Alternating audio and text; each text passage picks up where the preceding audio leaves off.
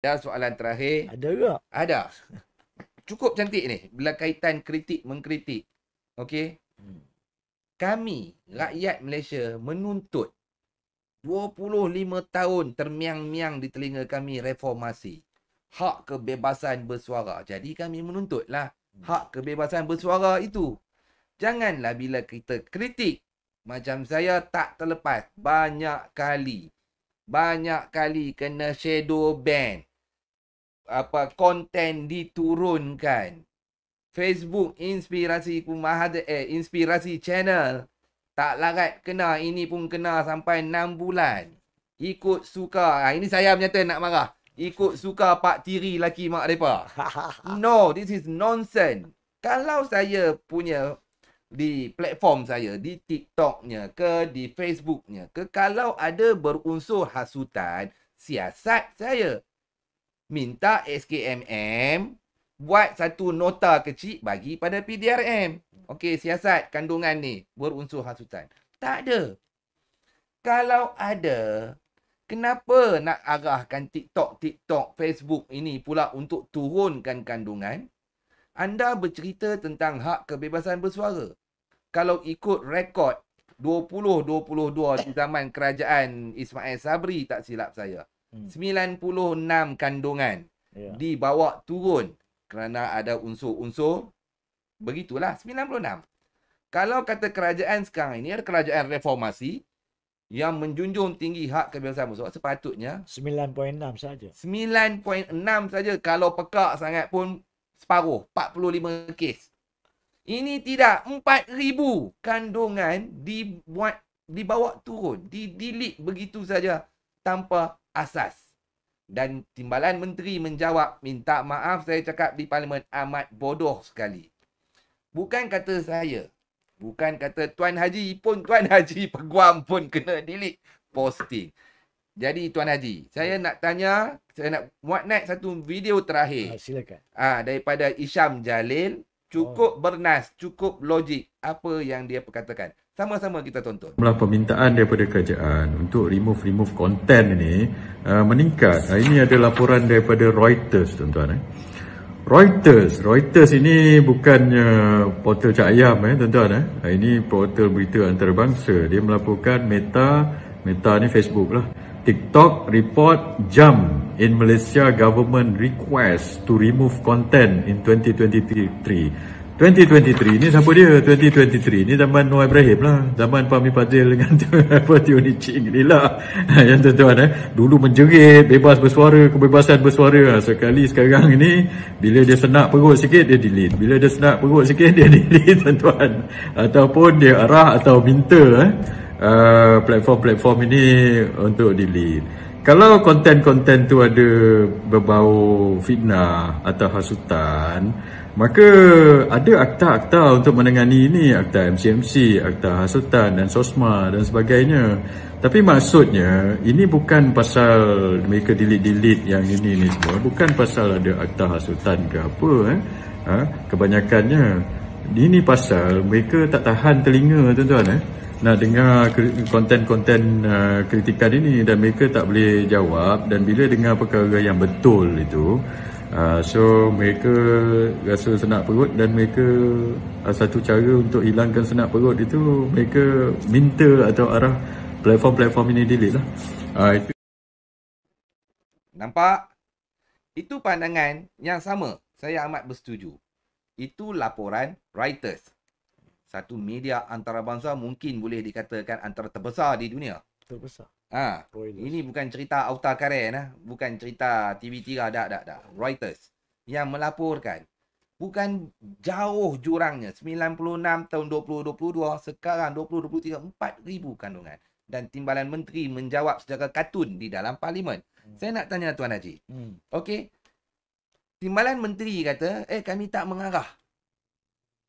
Kami meminta supaya platform-platform itu melihat kandungan-kandungan ini.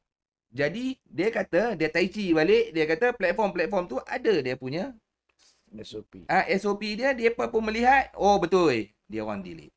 Jadi, maksudnya, dia kata kerajaan tak arah meminta. Kalau kerajaan yang berkuasa di bumi Malaysia meminta untuk cek dengan mengarah, apa beza Haji? Baik, sebelum saya jawab soalan tu, saya lebih tertarik dengan apa yang telah dibangkitkan oleh saudara Isham Jalil. Beliau telah pun mengangkat suatu pautan ataupun laporan yang memetik laporan Reuters yang disentuh oleh saudara Fazli tadi, di mana Reuters mengatakan bahawa there is a jump of the request of the government to Meta, apa nama ni, siapa lagi media massa ni, TikTok to remove. Jadi maksud dia, Reuters melaporkan ada permintaan untuk remove oleh kerajaan. Sama ada permintaan atau arahan, laporan Reuters mengesahkan terdapat kenaikan mendadak tahun 2023 atas permintaan Malaysia.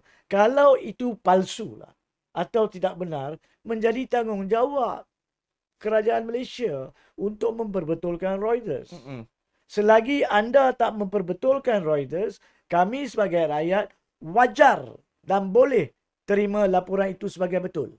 Itu konsep bagaimana kita nak terima laporan mana betul, laporan mana yang dipertikaikan.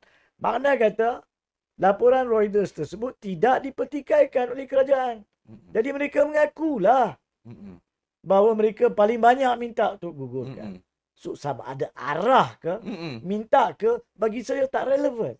Pokoknya, laporan mengatakan permintaan melambung mendadak tahun 2023 tidak dinafikan oleh kerajaan. Kalau tidak dinafikan oleh kerajaan, maka Fahmi Fadil perlu jawab. Kenapa tak nafikan? Sebab awak mengaku betul kan? Kalau awak mengaku betul, maksud dia awak sedang tidak mencakap benar di parlimen melalui menteri atau timbalan menteri anda. Kalau Pak Menteri atau timbalan menteri mengatakan pihak Meta, pihak Facebook, pihak TikTok ni ada cara mereka sendiri, awak mengelak daripada menyentuh apa yang Reuters cakap. Kalau mereka buat sendiri, kenapa awak yang minta? Ini tak masuk akal. Ya, tak masuk akal. Ini paras fakta atau keadaan yang berbangkit yang mudah dipatahkan oleh peguam tadika di mahkamah kalau berlaku di mahkamah. Sebab tu saya sebut apa kenyataan dia buat tu sarkas. Masalahnya kadang-kadang bila perkara ni berbangkit kan, dan kalau ada wakil rakyat pembangkang yang profesional, maka perkara itu boleh ditunjukkan. Kenapakah sampai hari ini tidak ada wakil rakyat yang pembangkang yang menampilkan keratan laporan Reuters seperti mana saudara Isham Jalil buat? Kenapa anda tak profesional? Apabila anda bangkit, anda mengadu. Saya percaya perkara itu berlaku minggu ini, di mana Razi Jidin, Syed Saddiq dan beberapa mengatakan kenyataan tentang ringgit semuanya ban. Kenapa anda tak datang sedia dengan laporan Reuters 2023? Sebab kalau timbalan menteri cakap macam tu, angkat je, tunjuk. Reuters cakap ni, kenapa awak tak betulkan Reuters? Barulah perdebatan di parlimen menjadi matang, menjadi profesional. Dan kalau pada masa itu speaker nak masuk campur, nak berhentikan, speaker salah. Sebab berpandukan kepada fakta yang tidak dinafikan oleh kerajaan. Maka terbukti pada saat dan ketika itu, timbalan menteri itu menipu rakyat. Secara tak langsung. Menipu rakyat. Dan oleh itu, lanjutan daripada itu akan menunjukkan bahawa slogan reformasi, kebebasan bersuara adalah indah khabar dari rupa. Walhal dia merupakan suatu mimpi ngeri di malam hari. Betul. Ya? Jadi maksudnya semua 2 kali 5. In fact mungkin sekarang ni lebih buruk. Sebab kalau dia mendadak daripada 92 yang dikatakan 96 ke 4,000. Ke 4,000 maka dia lebih buruk. Betul. Jadi janganlah hipokrit.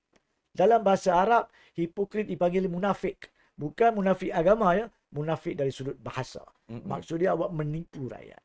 Dan inilah masalah-masalah yang dihadapi oleh kerajaan sekarang tentang kegagalan mereka mematuhi slogan-slogan yang dilaungkan berpuluh tahun, berdekad yang lalu. Bila tampuk kuasa dipegang, slogan melayang, reformasi, reformati. Reformati. Jadi saya bukan nak berbunyi politik di sini. Betul. Tapi saya perlu nyatakan di sini bahawa dari sudut hakikatnya Laporan Reuters tu tidak dinafikan.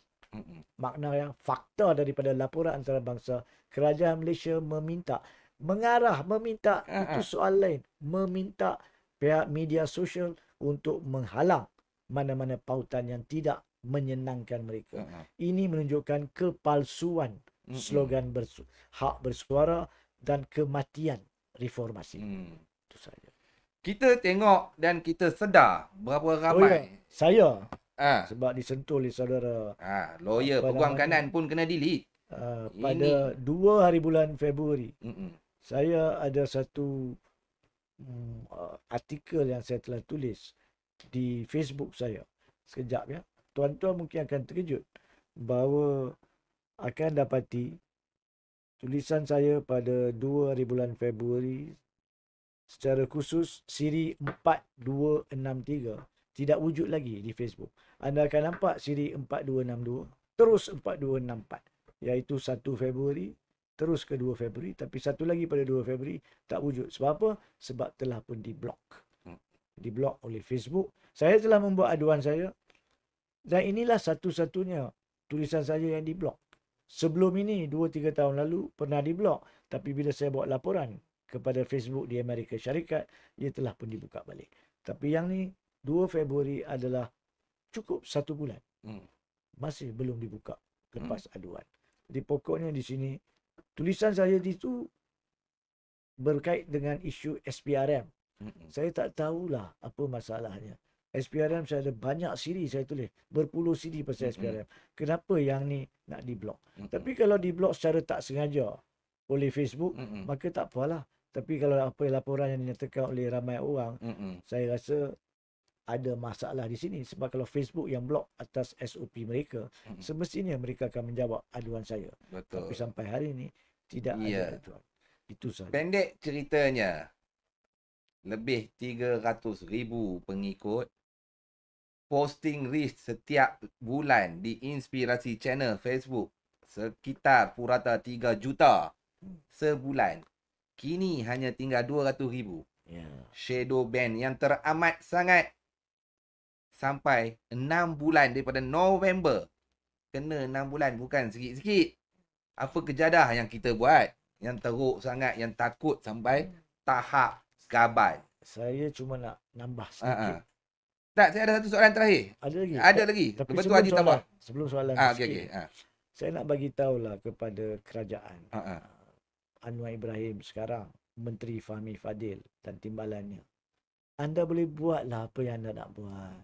Benda ni kami dah lalui sejak 10 tahun yang lalu. Buatlah apa yang anda nak buat. Tapi anda malulah. Anda yang duk melaungkan kebebasan bersuara. Dulu kerajaan dulu tak melaungkan kebebasan suara rakyat. Jadi mereka tidak boleh malu. Anda malu. Sebab anda cakap lain, buat 180 darjah terbalik. Shame. Shameful. Very embarrassing to even call you a politician. Because you're worse than normal politician. Maaf saya cakap dalam bahasa Inggeris. Sebab negara kita belum sah ada lembaga bahasa Melayu. Terima kasih.